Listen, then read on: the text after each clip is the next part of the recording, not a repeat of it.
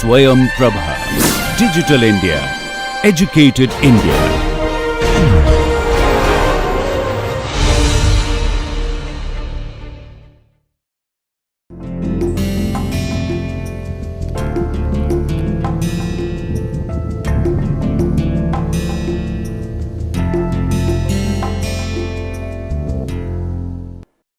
Hello everyone, welcome back again to this online structural geology NPTEL course. In this week we are learning folds and foldings. We are in the third lecture of this week. It is lecture number 22, and in this lecture we will learn deep isogons and mechanisms. Initially at the beginning of this week I said that we will cover this entire topic, folds and folding, in 3 lectures. However, the topic is somehow quite large, and I decided to split the last lecture in 2 halves. So, we will have another lecture after this that will deal with mostly the interference folds or superposed deformation. So, in this lecture we will classify the folded structure based on deep isogons, and then we will look to the mechanics or mechanisms of folding, that is how the folds do form in nature, what are the different ways we can form folds in natural deformation. Now, you certainly can ask this question that why it is required to classify again. We have seen a series of classification schemes in the previous lecture, and we now more or less have a very comprehensive idea that how to describe folds, how to how to describe the folds and how to present them in different ways, how to popularize them, how to talk about them and so on. But if you remember, I said also at the same time when I was showing the different schemes of the classifications, all of them were very much qualitative classification, some sort of descriptions, their different orientations and so on. None of them have any ideas or any parameters to quantify the folded structure, be it morphology, be it geometry, or be it something else.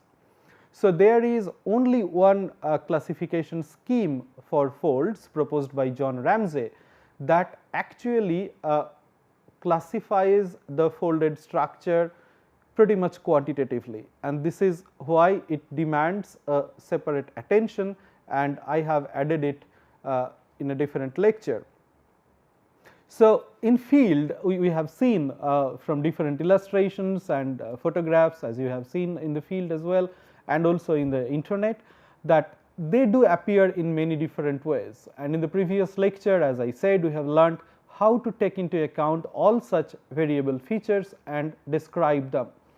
Now, as I said, these are all qualitative measurements, but at the same time if we look at the folded structures in a different way, then we see that the thickness of the folded layers also do vary greatly when you see them parallel to the profile section or along the profile section or close to the profile section. So, here I have one image, this one, and the next one is a sketch of this image, or you can say it is a geometric model of this folded structure that we see on the right side. This is a banded iron formation that got folded. I collected this photograph from the internet, and it's spectacular, isn't it? It's alternate red and black layers, they got folded. The red layers are chatty layers and the black layers are iron rich layers. And what we see in particular, apart from the beauty of this image, that these red layers, if I try to measure their layer thickness, say for example here to here, I change the color, it would be easier. See, if I try to measure here to here or here to here and here to here and so on, we see that the thickness is more or less constant along this layer. However, if I approach the next layer, which is actually the iron rich layer, what I see here, the hinge thickness is much more compared to the thickness we have on the 2 limbs. Now, this is something that we need to consider, because if I have to measure the thickness of the layer, then in some layers, as it is seen in this image, it is not possible to measure the thickness, and the thickness is not constant. We can see another image in the next slide, which is very similar. As you can see here, these are alternate layers, these are sand rich layers, and the second one is phyllosilicate rich layers. So, this is the sand rich layer, and again I am sorry, if we try to measure the thickness of this sand rich layer, then it is like this, here it is like this, here it is like this. So, they are more or less constant, but here in this phyllosilicate rich layer it greatly varies. Again, how to take into account all these features, particularly the thickness of the layers, and we also have to justify that why in alternating layers, for example, here the thickness, the sand rich layer, the thickness is more or less constant. In shell or in phyllosilicate rich layers, the thickness is greatly varying from hinge to the limb. We also can figure out that is it always true that the hinge would be always thicker or the layer thickness would be constant? Is it possible that hinge can be thinner and limbs can be thicker, and so on? So, to take into all these things into a comprehensive picture and ideas, the concept of deep isogon has been proposed by Professor John Ramsay. Now, what it says that, as I was talking about, the normal thickness of a layer cannot be defined for layers with non-parallel bounding surface. So, what do you mean by the bounding surface? That I consider a layer, the top layer and the bottom layer, or in other ways the layer that contains extrados and the layer contains intrados. If they are not parallel to each other, then there is no meaning of measuring the thickness of that particular layer. So, to avoid that, what Professor John Ramsay proposed, that you can consider a transverse profile of a folded layer as it is illustrated here, and then at the very beginning you figure out what are the hinge points in the outer layer and inner layer. So, in the inner layer the hinge point is here, which is A, and in the outer layer the hinge point is here, which is B. Now, I can assign this thickness A to B as the hinge thickness or term it as T0, right. And in that, after that, what I can think that, as I can see visually, that here the T0, if I try to measure here, that it is obviously lesser than what we have measured at the hinge. So, what Professor Ramsay proposed, that you can take a point, any point at the outer surface which is not the hinge point, and then draw a tangent, which is the tangent at the outer layer. Okay. And then you find another point in the inner layer where the tangent of this particular point, which is in this case D, is parallel to the tangent of T outer. So, T inner is parallel to the T outer at point D. Now, if I consider the fold is also cylindrical, then you can imagine that the dip of this tangent line or dip at this point would be alpha, or we can define it in a different way, that this tangent outer and tangent inner, when they are similar, the dip at C and D are equal, and in this case they are equal to alpha. Now, these lines, these T outer, T inner, these are known as deep isogons. So, they always appear in pairs, and that means the points with similar deep angles. Now, once we figure out the deep isogons, then we can measure the thickness of this layer as the distance from one layer, T inner to T outer. So, this is known as the orthogonal thickness, which corresponds to the deep angle alpha. So, at a particular angle alpha is the distance between the two tangents, in this case C and D. Now, this if I connect these 2 points, that is C and D, where the T outer and T inner are parallel, then the distance I can assign as capital T alpha. Now, from geometric relationship you can figure out that small t alpha divided by capital T alpha should be cos alpha. Now, these are the concepts of deep isogon, or this is how it is constructed.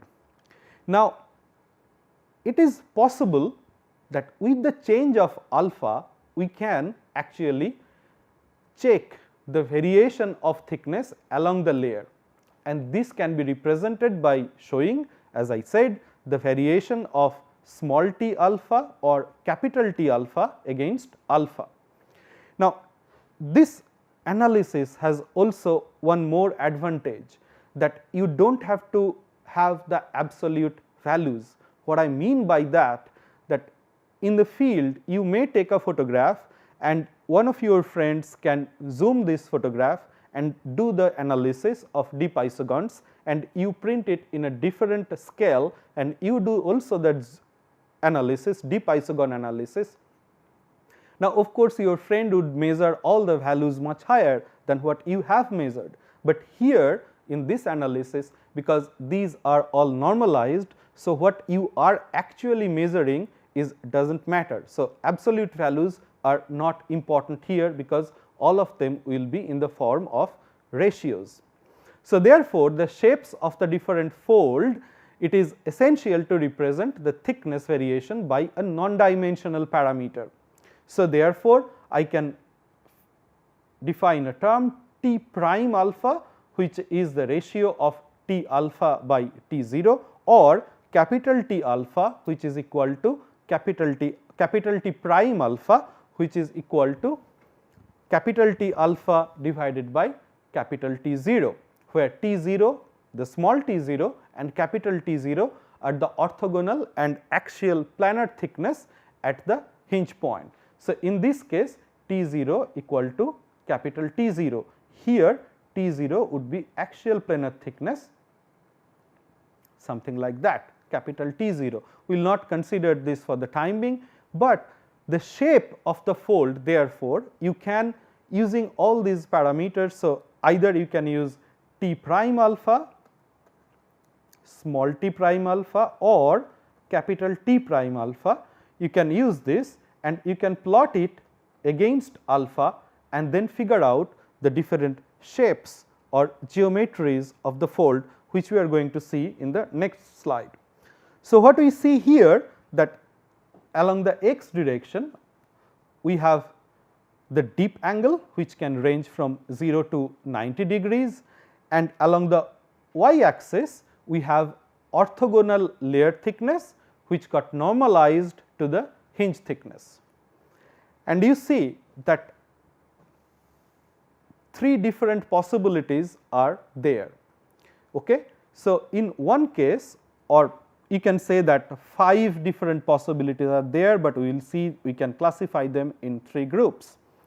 So, the first class, which is above the value normalized value 1, we call it class 1A, where t prime alpha or small t prime alpha is greater than 1, and the fold geometry would look like this. Now, along the normalized value 1, we call it class 1B, where t prime alpha is equal to 1 and the fold would look like this. Now, then there is another curved line where t prime alpha is equal to cos alpha, which is this line,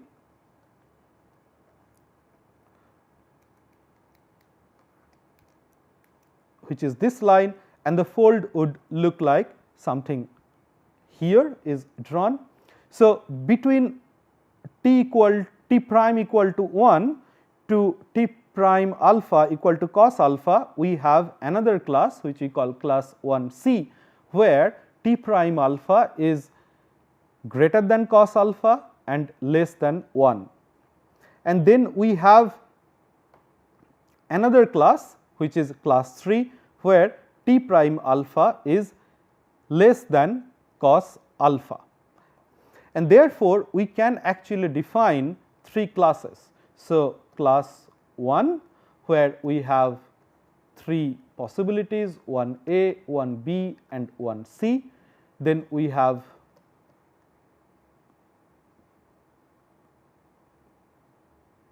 class 2 and then we have class 3. So, the field of class 1 is this, class 2 is represented by a single curvilinear line and class 3 is this one. Okay. Now, we will see what is the meaning of this class 1A, 1B, 1C and then class 2 and class 3. We will take them over separately and discuss their implications, their geometries and so on. So, class 1 folds are the folds with convergent deep isogons. As you can see here in these 3 images, we will come here later, that this requires that the radius of curvature of the outer arc or say at the hinge zone is larger than that of the inner arc, or in other ways extra DOS has higher curvature than the inner arc. So, if that happens, then all the deep isogons along the hinge zone and the limbs would converge towards the fold core. And here we can have 3 possibilities. One is class 1A and the folds with orthogonal thickness minimum at the hinge and then it increases slowly towards the limb side. So, as you can see here, in this is your class 1A fold, and we can clearly see that hinge thickness here is something like that, and limb thickness, if we try to measure, it is something like that. Clearly, this one is much larger than this one. If this condition happens, we also see that curvature of the outer arc, this one here, is more than the curvature here. So, in such a condition, what we see that deep isogons are converging towards the fold core. The blue lines are the deep isogons. In class 1B, the folds with the orthogonal thickness is constant along the layer. So, here therefore, this layer, the outer layer and the inner layer are arranged such a way that along the hinge and along the limb anywhere the orthogonal thicknesses are constant. In such a condition as well, you will have your deep isogons converging towards the fold core. And then comes class 1C, where folds in which the orthogonal thickness is maximum at the fold hinge and it decreases away from it. So, what we see here, that here the thickness is maximum and the thickness is decreasing away towards the limb.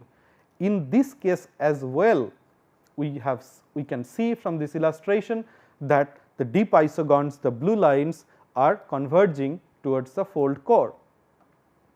Now, the class 1A folds are also known as supratenuous fold. However, these kind of folds are rare, we hardly see them in nature. Class 1B folds are also known as parallel folds or concentric folds, because their curvatures are such a way arranged that these are always parallel to each other. And generally class 1B folds, we figure out, we mostly see in a very competent layers. So, if the layer is extremely stronger compared to the surrounding layers, then we see class 1B folds.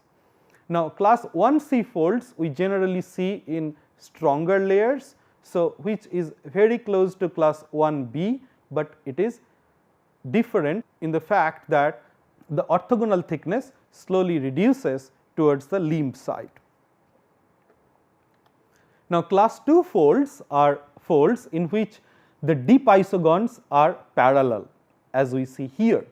So, in this case the geometry can develop only if the axial planar thickness is constant all along the fold, or in other words the outer and the inner arcs have exactly similar shape. Therefore, it is known as also similar folds or shear fold. What we see here in this illustration, that if I have a fold like this and then I have a similar curve like that, then this is my axial, the trace of the axial planar cleavages. So, if I consider this height, this height, this height and so on, if these lengths are equal, then this fold is known as class 2 fold, and these are also known as similar fold because outer arc and inner arc are geometrically very similar. Class 3 folds, as it is given here, are the folds in which the deep isogons diverge away from the fold core, or in other ways you can figure out that for such folds the radius of curvature of the outer arc, say at the hinge, is smaller than that of the inner arc. So, the orthogonal thickness therefore is also maximum at the hinge point. So, what we see here, the orthogonal thickness here is maximum and then slowly it is reducing. Now, you may confuse this fold structure or class 3 folds with class 1C, because there also hinge thickness was higher, but in this case the deep isogons are diverging away from the fold core, but in class 1C the deep isogons diverge towards the fold core, and we will see their implications. The class 1C folds we generally see in an alternating sequence of competent and incompetent layers, and generally the incompetent layers show the class 3 folds. So, let us revisit this image. Okay. So, these red layers, as I have said, these are chatty layers, and the black layers are iron rich layers, and we clearly see that here the hinge thickness, now you can understand this kind of features much better way, because you have understood the deep isogons just right now. In other way, if I look at these red layers, the thickness is more or less constant or slightly variable or so on. So, what we can do, you can download such images as I have done this one, and then try to draw up their outer lines as I have done in one of the previous slides. You do a geometric model and then try to figure out or try to draw the deep isogons, and then see that which fold is what class. And this is very important exercise. If you do it by yourself, you will gain more and more experience, and then at one point of time you will be so experienced that you even do not have to measure. You see a photograph of folded layer, you see them in the field, you can immediately see them and recognize, hey, this is class 1A, 1B, 1C, or class 2, or class B, or class 2 or class 3 type of folds. So, we finished the part of this lecture on deep isogons. So, I repeat, this is only quantitative scheme of classifications of folded structures, where we can more or less describe the geometry, the shape, the morphology, and at the same time some sort of competence contrast, that means the rheology also is taken into account in this classification scheme, and this is very, very important. So, now we will switch to the next topic, which is folding mechanisms. Well, the obvious question to study the fold mechanism is, how did the folded structure actually form. That we have learnt all these different terminologies to describe a fold, but so far we did not talk or we did not say a single line on the mechanisms of folding or how do they form in nature. Now, there are many ways you can consider. So, one way is that you can consider the way force or stress acts on the layered rock. Another consideration could be that how the different layers react to the force and stress. For instance, whether the layers fold by layer parallel shortening or orthogonal flexure or some other mechanisms which are controlled by rock rheology and so on. And we have, apart from this, a very few typical folds, such as you can consider kinking and chevron folding. They are related mostly to fold geometry. So, all these complexities are there, and for this reason there are several different fold mechanisms are in the literature, and many of them sometimes are overlapping each other. But in this lecture we will primarily look at some primary mechanisms, and we will try to mostly ask this question, or the most convenient way to look at the fold mechanism is whether the layers got folded actively or passively due to some sort of imposed stress field. Now, what I mean by active folding or passive folding? Now, you can consider this in a, you can do an experiment by yourself, that for example, you take a scale or ruler, a plastic scale or ruler, and then you hold it like this, keeping the long axis or length of the scale in this way, and then you slowly press it. You will see there is a particular point of the loading when the scale will buckle or scale will bend, and this is active folding. So, there is a particular elastic limit when you just start bending the fold or start buckling the fold.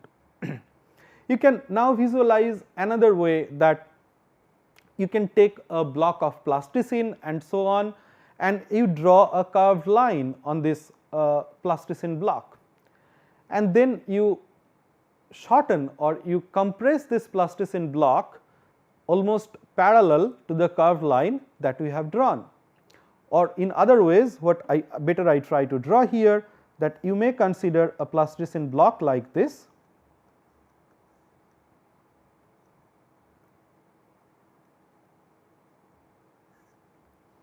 and then on the top of this plasticine block you may draw a gentle curved line, something like that. Okay. Now, if you compress this plasticine layer, what you will see, it would get compressed,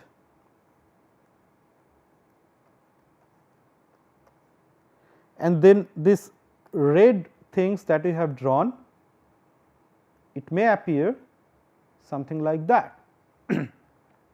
Now, you see here this entire plasticine block is actually getting shortened, and this red line or red curved line that we have drawn is just passively folding or passively showing a curvature with the deformation of this plasticine block.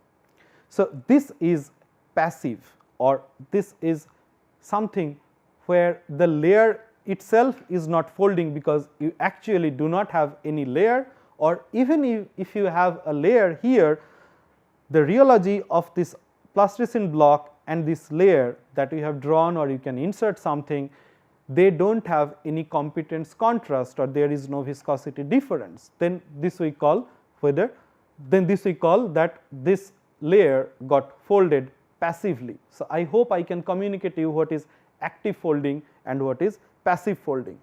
Now, based on that, a number of mechanisms have been proposed to take into account the mechanisms of folding, and we will mostly discuss these four mechanisms. One is buckling, then we will look at flexural folding, which is also known as shear folding, then we look bending mechanism of foldings, and finally we will talk about passive folding. Now, first let us take into account the most common mechanism of folding, which is buckling. So, active folding is kind of buckling. So, active folding or buckling is a fold process that can initiate when a layer is shortened parallel to the layering.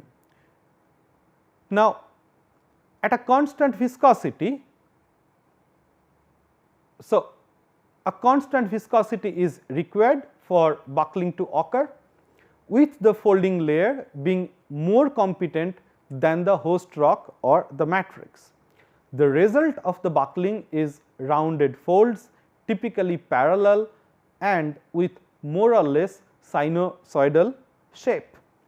What we see here, an excellent experiment most likely performed by Professor Subir Ghosh in Jadavpur University or his students. I have this photograph in my collection, but I do not know who did this experiment. But you clearly see this greyish material here is putty, and this white layer is a plasticine, thin plasticine layer.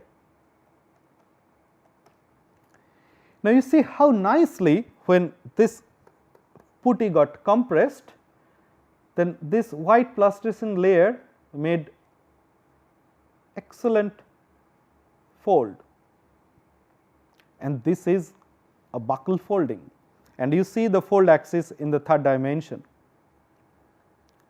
Okay. These are not necessarily cylindrical, but the buckling you see here in experiments that have been produced. So, this is a typical buckle folding where you need a layer parallel compression. It happens in few different stages, we will see it soon, but before that let us have a look few of the characteristics of buckle folding. Now, in buckle folding it is very important that you take into account this ratio of wavelength and thickness.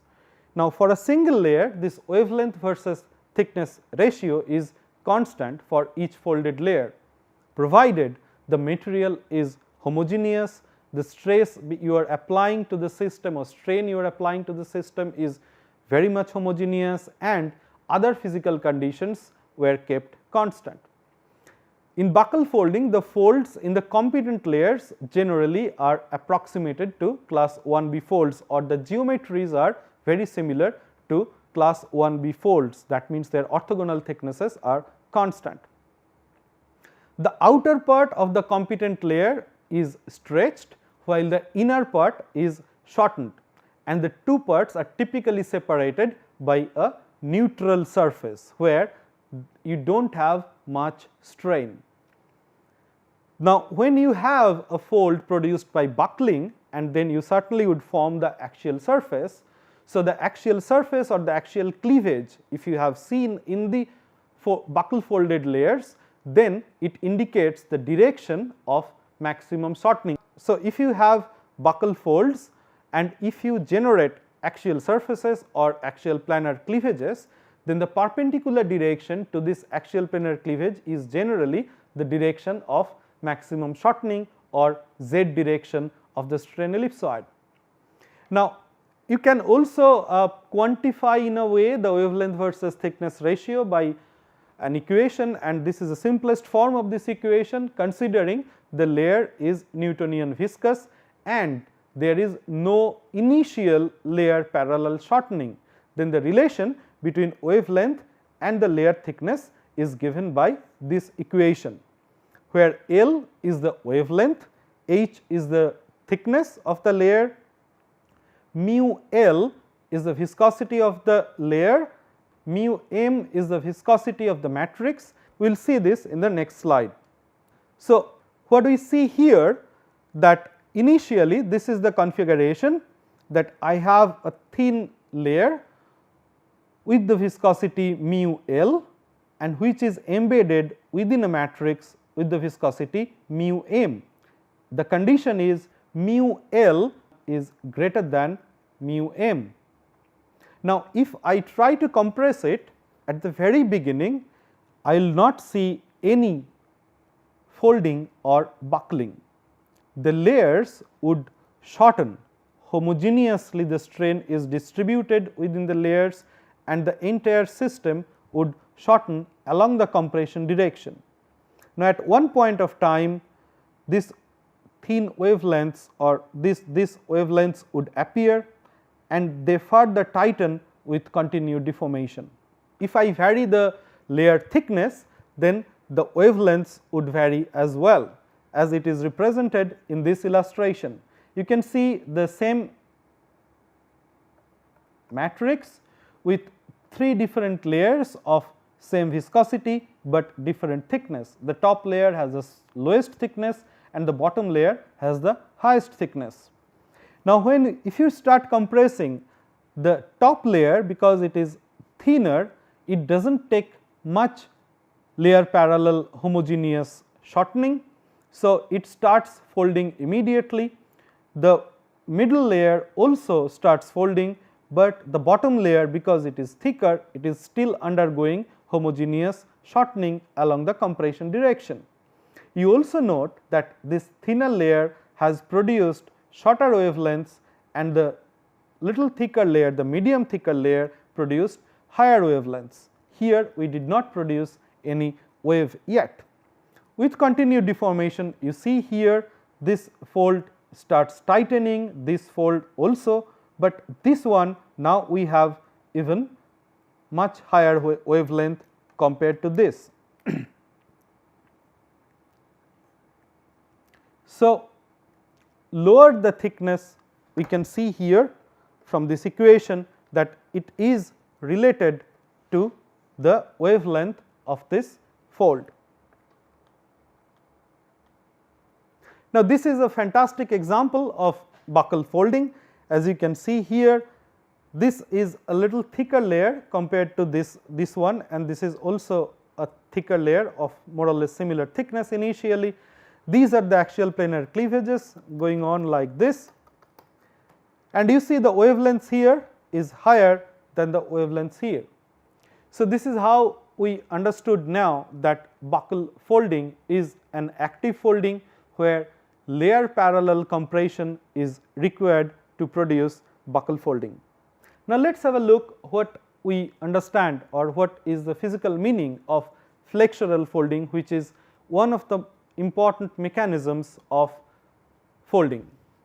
Now, within the domain of flexural folding, we have 2 basic mechanisms.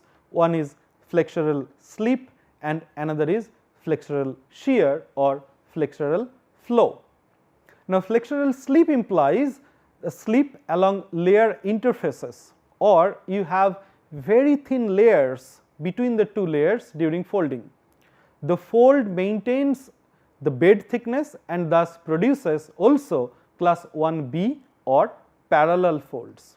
We will see this in some illustrations soon. So, for flexural slip, it is a prerequisite that the deforming medium is layered and it has a very strong mechanical anisotropy, and this anisotropy in natural cases could be mica rich thin layers in a quartzite or mylonite, or very thin shell layers between thicker sandstone or limestone and so on. So, you need a plane along which the 2 adjacent layers can slip past each other. We will see in the next in the illustrations that maximum slip occurs at the inflection points and it dies out towards the hinge zone where the slip is 0. And this we will see in one of these slides, but before that let us have a look what is flexural shear. Now, flexural shear is something where this individual displacements or individual shears along these layers are sort of homogenized by making the layers very thin. Or you can imagine the way if you have a paperback book and if you try to bend it or if you try to fold it, then the individual slips do happen along the pages of this book. But if you draw a circle or if you do a rectangle and then you deform it, you do not see the individual slips. It may appear a continuous ellipse or a continuous sheared rectangle. So, these are known as flexural shear or flexural flow. So, in other ways, that is as it is written here, in case where strain is more evenly distributed in the limbs in the form of shear strain, as it is commonly the case of the plastic regime, flexural slip turns into the closely related mechanism which is known as flexural shear or flexural flow. So, individual slips are not visible and it is coming to more or less some sort of shear strain. Now, for originally horizontal layers folded into an upright fold, shear strain is directly related to the dip of this limb or folded layers, and the sense of shear is opposite on each side of the axial truss. Flexural flow produces identical strain in the inner and outer part of a fold, but strain increases away from the hinge, and a pure flexural fold generally are also class 1B fold. Let us have a look of these two type of folds that we have discussed: flexural folding, one is flexural slip and another is flexural flow. What we see here, that these thin white layers in between the blue layers are the slip planes. So, when the fold is forming, these individual layers they slip past each other. So, this is the shear direction. So, you can see that this layer is shearing, this layer is also shearing, and so on. The magnitude of shear is slowly decreasing, and at the hinge point the shear is virtually 0. The similar case happens in the flexural flow, that it also gets sheared, but not as gross as for flexural slip. So, instead of, I have drawn the 3 lines here, but you can imagine there are number of lines which are involved in flexural slip.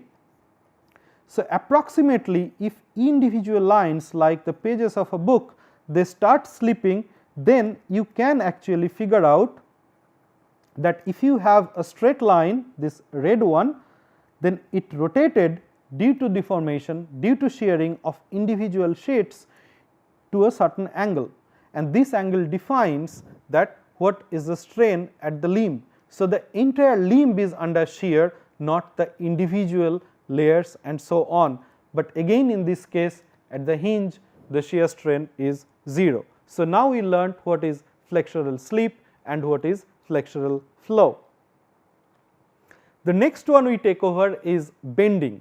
Now, bending occurs when forces act across the layer at high angle, unlike buckle folds where we have seen that you need a layer parallel force. So, the configuration mechanically you can figure out like this, that these 2 points are hinged, that means these 2 points are fixed, these 2 little triangles, and if you apply a load then it would bend like this, and this is a fold like structure, and if your fold is forming by this mechanism then we call it bending fold. In this slide we have a series of examples that are very much similar what we have seen in the previous slide, and these are assigned or these are termed as bending folds. For example, here in between the 2 boudins, the layers at the top and the layer at the bottom, they try to sink in the free space. So, they form something like that, and this appears to be a folded structure, and these are bending folds. Also we see them in fault bend folds, or sometimes we call it forced folds when you have a fault at the bottom layers which are brittle, and then if you have some layers that can be adjusted with the fault at the bottom, and therefore you form a structure which is fold like, and these are bending folds. Sometimes in large scale you also form bending folds, particularly during the magma intrusion or when the salt dome comes up to the surface. So, these are the examples. You can imagine this is a salt dome.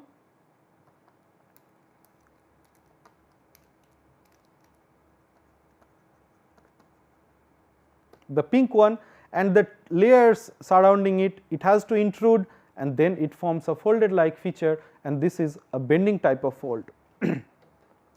The last one in this classification is passive folding, and we have already given an example of the passive folding. So, passive folds are something that produced by accentuation of pre-existing curvatures. This is very important. If you have a straight line or straight bed, you cannot produce passive fold. You have to have, even at a very micro scale, a little curvature. So, when you produce a passive fold, you are actually produced an accentuation of pre-existing curvature of layers by more or less homogeneous deformation. So, deformation all along the layers are more or less similar, or all along the body or the rock is more or less similar. Now, the homogeneity of the strain is not an essential condition. However, what is required is that the strain in the neighboring points of the successive layers is approximately the same. This implies that the passive folding can take place only if there is no significant competence contrast among these layers. So, this is an example, we have drawn it before in a different way. So, I have a curved layer here, you see the colors are similar here, here and here. So, their viscosities or compositions are very much similar, but they are separated by some sort of layers. And if I apply a shear, then this slightly bended layer may produce a folded like structure like this, but this is not an active fold, this is passive fold, because the strain here and strain here are very, very similar. Now, passive folds sometimes they develop in rocks in a similar way in shear zones, because in shear zones what you have very, very thin foliations, and the compositions or viscosity within these foliations of the layers are very much similar. So, provided the layers do not have a strong anisotropy or strong competence contrast in terms of their mechanical properties, then you can form passive folds in the shear zones. The initial curvatures in the shear zones generally develop by local distortions. This could be around pebbles, porphyroblasts, porphyroclasts, etc. And later deformation causes also a passive accentuation of these curvatures. You also see passive folds in penny-contemporaneous structures, or sort of a regular train of passive folds by deformation of sedimentary layers before lithifications, and this can happen due to some sort of tremors or diastrophic movements. So, with this I end this lecture. So, we learnt how to classify folds via deep isogons, and then we also learnt 4 different mechanisms of folding. We learnt buckling, we learnt flexural folding, we learnt bending, and at the end we learnt passive folding. Now, based on all these ideas, in the next lecture we will switch to that how 2 or more individual folds, they may be different, they may be similar, they may be different, or they may be similar, they can interfere each other and produce what is called superposed folding. Thank you very much. I will see you in the next lecture.